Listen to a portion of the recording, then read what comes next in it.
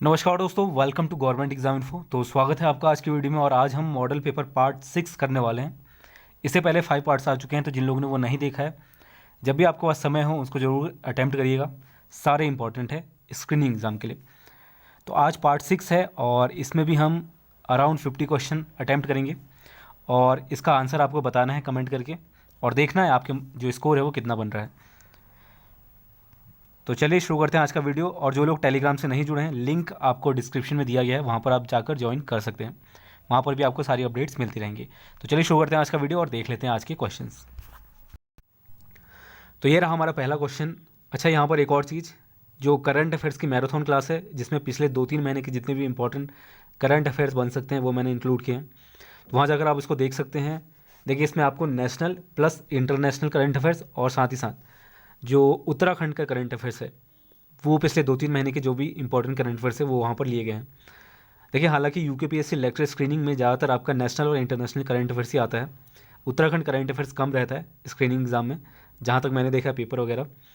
तो फिर भी अगर पूछा जाए तो आपको मालूम होना चाहिए हाल ही में जो उत्तराखंड में घटनाएँ हुई हैं या जो जो चीज़ें इंपॉर्टेंट अभी चल रही हैं, तो उसको आप फॉलो कर सकते हैं। लिंक आपको डिस्क्रिप्शन में मिल जाएगा।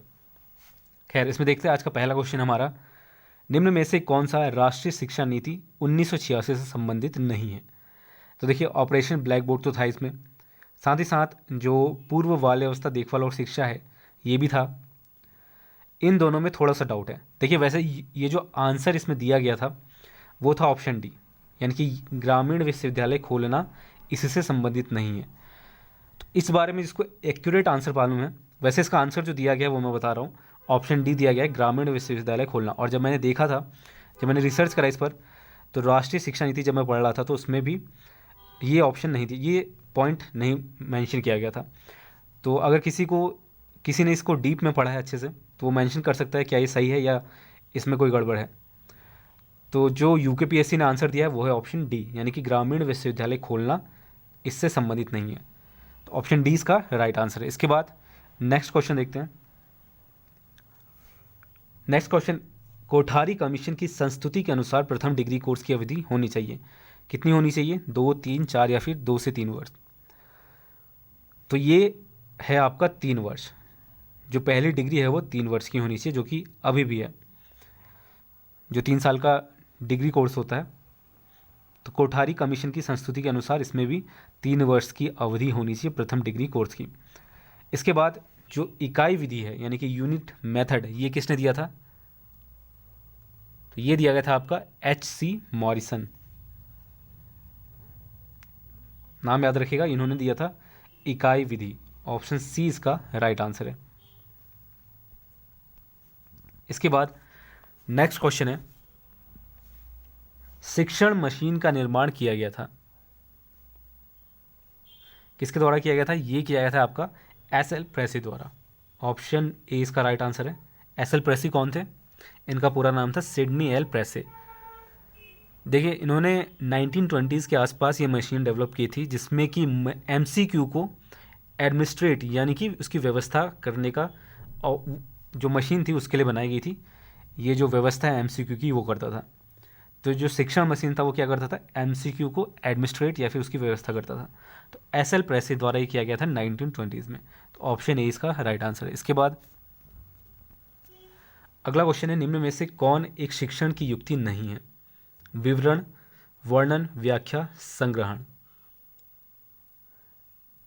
तो देखिए, व्याख्या लेक्चर होता है, वर्णन भी होता है, विवरण यानी कि इसका जो डिस्कशन या फिर जो डिटेल्स हैं इसकी, तो इसकी बात करें तो इसका जो राइट आंसर होगा वो होगा आपका संग्रहण, यानी कि एक्यूमुलेशन नहीं होता है एक शिक्षण युक्ति में। तो ऑप्शन डी इसका राइट आंसर है।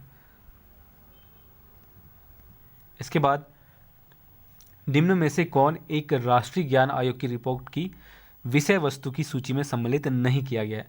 विद्यालय शिक्षा, अध्यापक शिक्षा, मुफ्त एवं दूरस्थ शिक्षा या फिर व्यावसायिक शिक्षा। तो इसका जो आंसर दिया गया था वो था अध्यापक शिक्षा। ऑप्शन बी इसका राइट आंसर है। इसके बाद अगला क्वेश्चन देखते हैं। अगला क्वेश्चन देखिए, विश्व में कृषि कार्य अधिकांशतः होता है कहाँ होता है? नदी घाटियों में, सागरीय तटों में, गिरिपादों में या फिर पठारी भागों में। तो ये कहाँ होता है? नदी घाटियों में। ऑप्शन ए इसका राइट आंसर है। इसके बाद मयूराक्षी परियोजना अवस्थित है, कहाँ अवस्थित है ये आपको बताना है। पश्चिम बंगाल, आंध्र प्रदेश, उड़ीसा या फिर मध्य प्रदेश। तो ये कहाँ स्थित है? पश्चिम बंगाल में। तो अभी हाल ही में जितनी भी प्रमुख परियोजनाएं हुई हैं या बनी हैं इस तरह की, तो वो आपका करंट अफेयर्स में आ सकता है। तो ऑप्शन ए इसका राइट आंसर है। इस नेक्स्ट है हमारा, भारत में प्रमुख सोना उत्पादक राज्य है, कौन सा है? आंध्र प्रदेश, कर्नाटक, बिहार या फिर उत्तर प्रदेश। तो प्रमुख सोना उत्पादक राज्य कौन सा है? कर्नाटक। कितना उत्पादन होता है यहाँ? 88.7%, 88.7% यहाँ पर सोना उत्पादन किया जाता है कर्नाटक में। और दूसरे नंबर पर कौन है? तो ये है आपका आंध्र प्रदेश। ऑप्शन ए इसका राइट आंसर है, ये दूसरे नंबर पर है। और प्रमुख सोना उत्पादक कौन सा है? बी। तो ये राइट आंसर है हमारा। भारत में प्रमुख सोना उत्पादक राज्य कर्नाटक, दूसरे में बिहार, आंध्र प्रदेश है। इसके बाद अगला जो क्वेश्चन है इसमें पूछा गया, अधिकांश पौधों की वृद्धि के लिए सर्वोत्तम मृदा है बलुई, चीका, दोमट या फिर दोमट। तो कौन सी सर्वोत्तम मृदा है पौधों के लिए? दोमट। ऑप्शन डी इसका राइट आंसर है। अगला क्वेश्चन देखिए, इजी क्वेश्चन है। पृथ्वी दिवस मनाया जाता है 22 मई, 5 जून, 22 अप्रैल या फिर 22 मार्च को। तो कब मनाया जाता है? 22 अप्रैल को पृथ्वी दिवस, अर्थ डे मनाया जाता है। तो ऑप्शन सी इसका राइट आंसर है। इसके बाद अगला क्वेश्चन देखते हैं। इसके बाद नेक्स्ट क्वेश्चन है, मॉन्ट्रियल प्रोटोकॉल निम्न में से संबंधित है? वन्य जीव संरक्षण से, हिमालय के संरक्षण से, तटीय क्षेत्रों के विकास से या फिर स्ट्रेटोस्फेरिक ओजोन परत के संरक्षण से। तो इसका राइट आंसर क्या होगा? इसका राइट आंसर है स्ट्रेटोस्फेरिक ओजोन परत के संरक्षण से ये जो प्रोटोकॉल है ये संबंधित है। कौन सा है? Montreal protocol. तो याद रखिएगा, मॉन्ट्रियल प्रोटोकॉल जो है ओजोन परत से के संरक्षण से संबंधित है। इसके बाद अगला क्वेश्चन देखिए, चेचक और रेबीज़ हैं, इन किसके द्वारा होता है? विषाणु से, जीवाणु जनित है, फफूंद से है या फिर न्यूनता जनित है? तो ये किससे होता है? ये होता है आपका विषाणु जनित। ऑप्शन ए इसका राइट आंसर। इसके बाद अगला क्वेश्चन देखिए, नेक्स्ट क्वेश्चन है, भोजन में निम्न में से किसकी उपस्थिति मीना माता रोग का कारण होती है? किसकी उपस्थिति के कारण ये रोग होता है? ये होता है आपका मर्क्यूरी क्लोराइड। और मुख्य रूप से जब फिश वगैरह खाई जाती है तो फिश में ये पाया जाता है और इसकी वजह से ये रोग हो जाता है। ये रोग सबसे पहले कहाँ पर देखा गया था? ये देखा गया था जापान में, और जापान में ही इसका नाम दिया गया था मीना माता। तो ऑप्शन बी इसका राइट आंसर है, मर्क्यूरी क्लोराइड। इसके बाद नेक्स्ट क्वेश्चन देखते हैं, निम्न में से कौन सी गैस भोपाल गैस त्रासदी के लिए जिम्मेदार थी? कार्बन मोनोऑक्साइड, एथिल आइसोसाइनेट या फिर मैथिल आइसोसाइनेट या फिर इनमें से कोई नहीं। तो कौन सी थी?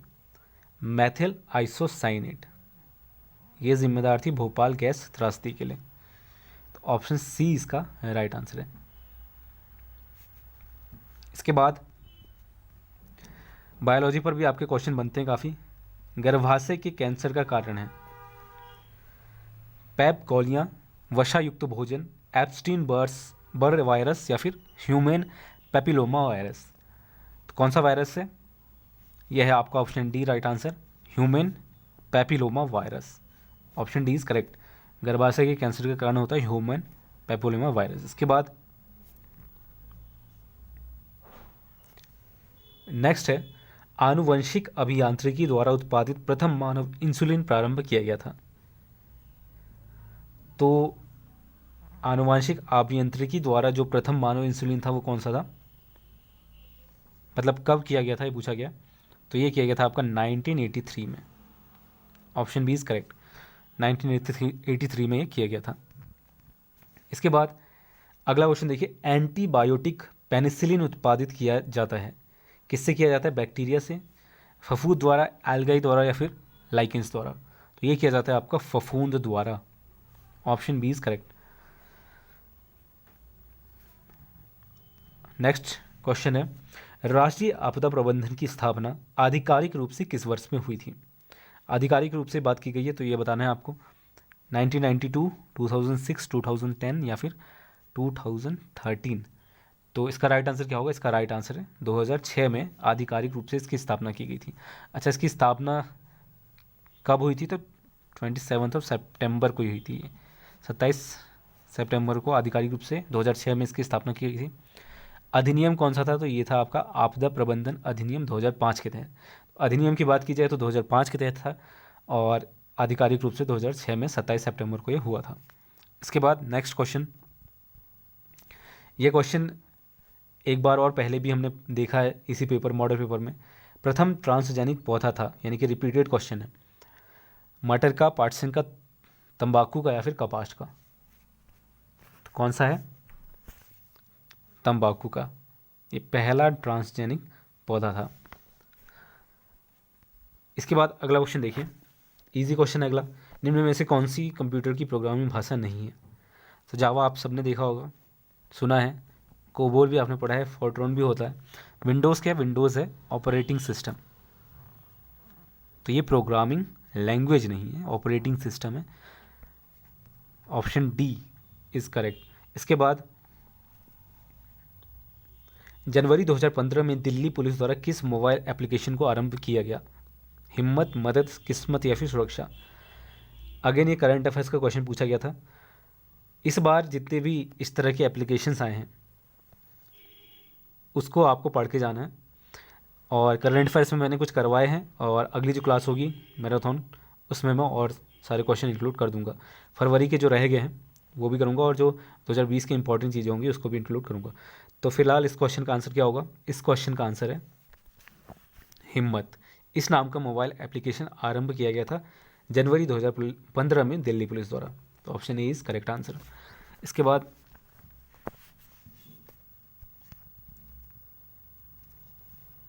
बाद है अगला, निम्न में से कौन स्तनपायी नहीं है? ये पूछा गया है।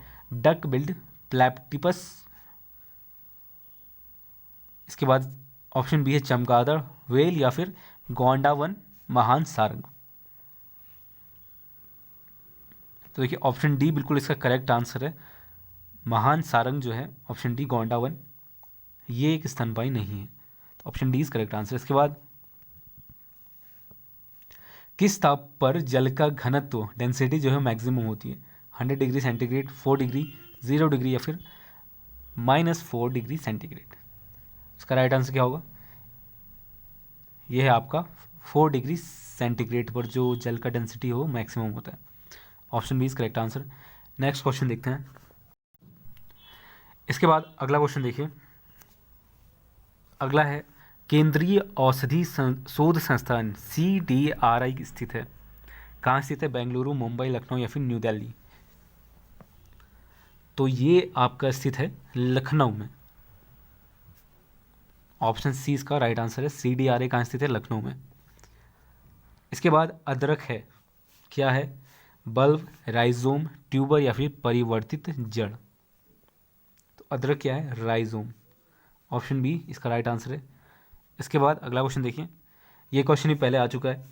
निम्न में से कौन सा विटामिन रक्त का थक्का बनने के लिए आवश्यक है? विटामिन के, विटामिन ए, विटामिन डी या फिर विटामिन सी? तो विटामिन के जो है रक्त का, ब्लड का जो क्लॉट है वो उसको बनाने के लिए आवश्यक होता है, विटामिन के। इसके बाद अगला क्वेश्चन देखिए, नेक्स्ट क्वेश्चन है पारिस्थितिकी तंत्र में हरे पादप हैं? उपभोक्ता, परजीवी, अपघटक या फिर उत्पादक? तो क्या है? पारिस्थितिक तंत्र में ये होते हैं आपके उत्पादक। Option D is correct answer. इसके बाद निम्न में से कौन से रंग का प्रकाश कांच के अंदर सबसे धीरे चलता है? लाल, हरा, बैंगनी या फिर सभी समान गति से चलती हैं? तो देखिए बैंगनी कलर जो है वो सबसे स्लो होता है कांच के अंदर। ऑप्शन सी इसका राइट आंसर है। इसके बाद अगला क्वेश्चन देखिए, निम्न में से किस एक केंद्र शासित प्रदेश का अपना स्वयं का उच्च न्यायालय है? चंडीगढ़, दिल्ली, पुडुचेरी या फिर लक्षद्वीप? तो किसका है? दिल्ली का है। ऑप्शन बी इसका राइट आंसर है। नेक्स्ट क्वेश्चन देखिए, अगला क्वेश्चन है, स्टीफन हॉकिंग किस क्षेत्र में अपने व्यापक कार्य के लिए जाने जाते थे? इसके बारे में सबने देखा भी होगा। स्टीफन हॉकिंग ये जाने जाते थे, देखिए केमिस्ट्री से तो बिल्कुल बिलोंग नहीं करते थे, पादप रोग के भी नहीं थे, कंप्यूटर विज्ञान के भी नहीं थे, ये थे आपके सैद्धांतिक भौतिकी। ऑप्शन डी, ब्लैक होल पर इन्होंने वर्क किया था, तो ऑप्शन डी इसका राइट आंसर है, सैद्धांतिक भौतिकी। इसके बाद अगला क्वेश्चन देखिए, संयुक्त राष्ट्र विकास कार्यक्रम के अंतर्गत किस मानव विकास रिपोर्ट में पहली बार नया मापक बहुआयामी निर्धनता सूचकांक यानी कि MPI जारी किया गया था? तो ये किया गया था आपका मानव विकास रिपोर्ट 2010। ये थी रिपोर्ट 2010 की मानव विकास रिपोर्ट 2010। इसमें पहली बार जो मापक बहुआयामी निर्धनता सूचकांक है वो जारी किया गया था। तो मानव विकास रिपोर्ट 2010 में ये जारी किया गया था। इसके बाद नेक्स्ट क्वेश्चन है, अल्प विकसित अर्थव्यवस्थाओं को कहा जाता है, क्या कहा जाता है? प्राथमिक क्षेत्र अर्थव्यवस्थाएं, औद्योगिक अर्थव्यवस्था, विकसित अर्थव्यवस्था या फिर उपरोक्त में से कोई नहीं। तो जो अल्प विकसित है वो होगा प्राथमिक क्षेत्र अर्थव्यवस्थाएं। ऑप्शन ए इसका राइट आंसर है। इसके बाद नेक्स्ट क्वेश्चन देखते हैं, निम्न में से कौन सा राज्य भारत में कच्चे तेल का प्राकृतिक स्रोत नहीं है, यानी जहां पर कच्चे तेल प्राकृतिक रूप से नहीं मिलता है? गुजरात, असम, महाराष्ट्र या फिर मध्य प्रदेश? तो इसका राइट आंसर क्या है? MP, मध्य प्रदेश। और मध्य प्रदेश की बात करें तो सबसे ज़्यादा एरिया जहाँ पर वन क्षेत्र जिसे कहते हैं वो कवर करता है MP। जो 2019 की रिपोर्ट आई है वन रिपोर्ट, उसके अनुसार भी मध्य प्रदेश जो है सबसे ज़्यादा वन क्षेत्र कवर करने वाला एरिया है। नेक्स्ट क्वेश्चन देखिए, प्लान्ड इकोनॉमी फॉर इंडिया नामक पुस्तक के लेखक हैं जवाहरलाल नेहरू, अमर्त्य सेन, M विश्वेश्वरैया, MN रॉय। तो प्लान्ड इकोनॉमी फॉर इंडिया नामक पुस्तक के लेखक हैं आपके option C M Visvesvaraya. Option C इसका राइट आंसर है। इसके बाद नेक्स्ट क्वेश्चन है, ग्रामीण विकास प्रणाली के अंतर्गत पंचायती राज संबंधित है किससे है? केंद्रीयकृत नियोजन से, विकेंद्रीकृत नियोजन से, पूंजीवादी नियोजन से या फिर अनवरत नियोजन से? तो इसका राइट आंसर है ऑप्शन बी, विकेंद्रीकृत नियोजन से, यानी कि डिसेंट्रलाइज्ड प्लानिंग। ग्रामीण विकास प्रणाली के अंतर्गत पंचायती राज जो है आपका डिसेंट्रलाइज्ड प्लानिंग से संबंधित है, विकेंद्रीकृत नियोजन से। तो ऑप्शन बी जिन्होंने भी सोचा बिल्कुल सही है, विकेंद्रीकृत नियोजन से ये संबंधित है। इसके बाद अगला क्वेश्चन देखते हैं। नेक्स्ट क्वेश्चन है, प्राकृतिक विकास दर की अवधारणा दी गई थी, किसके द्वारा दी गई थी? हेराल्ड द्वारा, लेमार्क द्वारा, नर्सके द्वारा या फिर मीट द्वारा?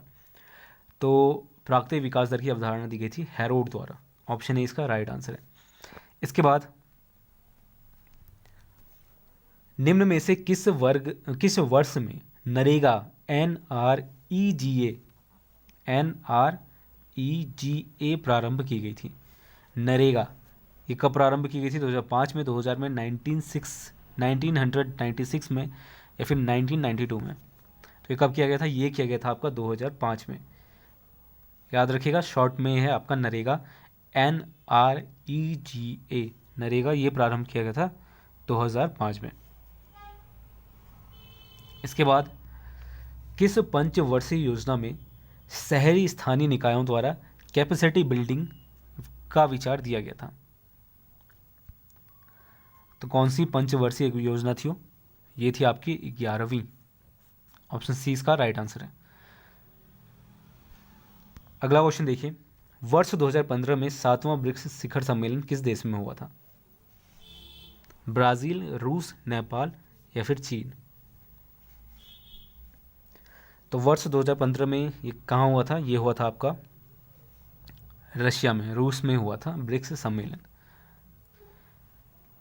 इसके बाद अगला क्वेश्चन देखिए, देव संस्कृति विश्वविद्यालय कहाँ स्थित है? वाराणसी, प्रयाग, हरिद्वार या फिर उज्जैन? तो देव संस्कृति विश्वविद्यालय कहाँ स्थित है? यह है आपका हरिद्वार में। ऑप्शन सी इसका राइट आंसर है। अगला क्वेश्चन देखिए, नेक्स्ट क्वेश्चन है 1885 के बाद डब्ल्यू.सी. बनर्जी दोबारा कांग्रेस के अध्यक्ष कब बने थे? 1889, 1892, 1895 या 1897 में? तो ये बने थे आपके 1892 में कांग्रेस के अध्यक्ष बने थे डब्ल्यू.सी. बनर्जी दोबारा 1885 के बाद। इसके बाद नेक्स्ट क्वेश्चन है, महात्मा गांधी किसके मुकदमे के संबंध में दक्षिण अफ्रीका गए थे? आपने सुना होगा महात्मा गांधी जब दक्षिण अफ्रीका गए थे तो वो किसके मुकदमे के संबंध में गए थे? दादा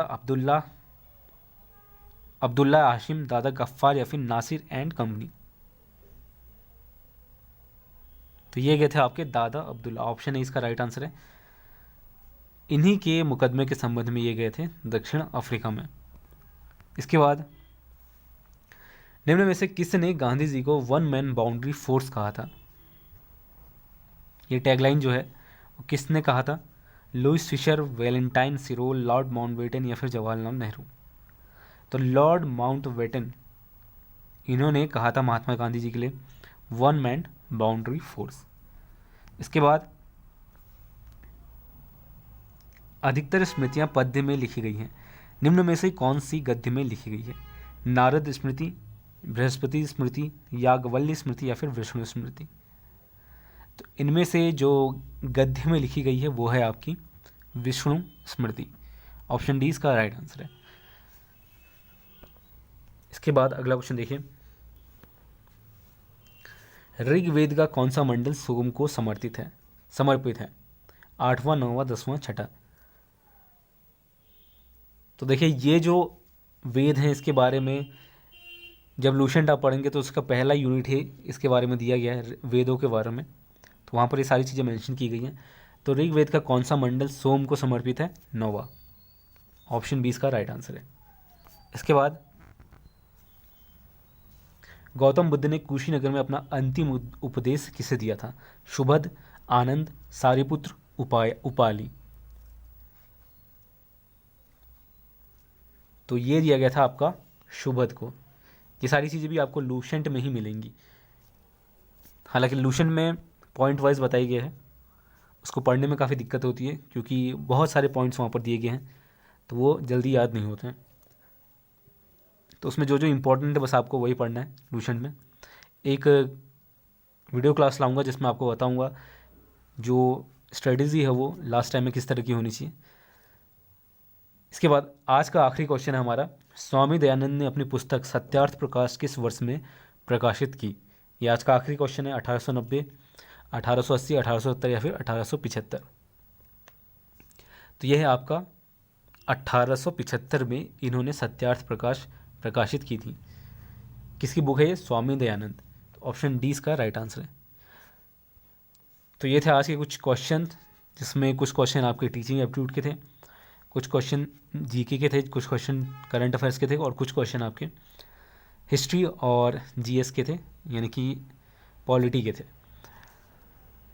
तो इसी के अकॉर्डिंग आपका सिलेबस रहने वाला है। इसके अलावा जनरल हिंदी भी रहेगा आपका और रीजनिंग भी रहेगा।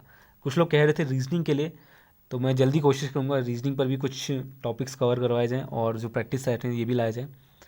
फिलहाल आपको सारे प्रैक्टिस सेट यहाँ पर फॉलो करने हैं। एग्ज़ाम से पहले 10 से 15 या 20 जितने भी मॉडल पेपर या फिर ये जो भी कह लीजिए आप इसको, प्रीवियस ईयर पेपर या फिर प्रैक्टिस सेट जो भी कह लीजिए, बस आपको इसको अच्छे से फॉलो करना है। और जो आपकी तैयारी चल रही है आपके स्तर पर, उनको भी आपको फॉलो करते रहना है। तो 20 दिन के आसपास समय बचा है, एक्चुअली 21 दिन बचे हुए। 21वें दिन आपका एग्ज़ाम है, 21वें दिन आपका यानी कि 21 मार्च को आपका एग्ज़ाम है। तो इसमें आपको बेस्ट प्रिपेयर करना है अपने लिए। तो बस आज के लिए इतना ही। तब तक के लिए धन्यवाद। मिलते हैं आपसे अगले वीडियो में।